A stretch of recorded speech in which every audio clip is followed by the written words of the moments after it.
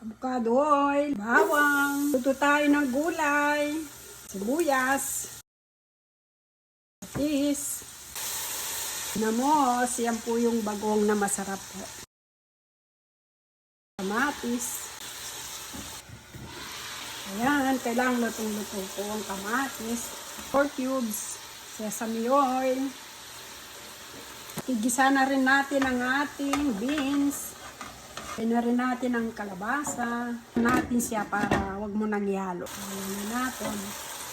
Para isang-gisa at malasa ang ating gulay.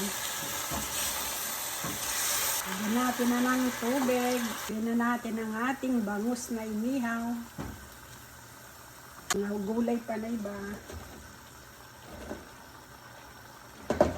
Palit po tayo ng lalagyan. Malit lang po yun. Hindi ko ganang maihalo ang mga gulay. Kailangan talagang lutong-luto ang gulay. Babalik ulit ang ating inihaw na bangus. Balik natin ang bangus na inihaw. Para talagang pasok siya at malasa ang ating gulay. Itin natin. Luto na ang ating gulay. Oh, ang sarap niya. Hindi sa ganong malambot.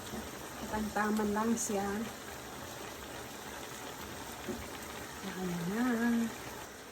Itin natin. Oh, kanalo.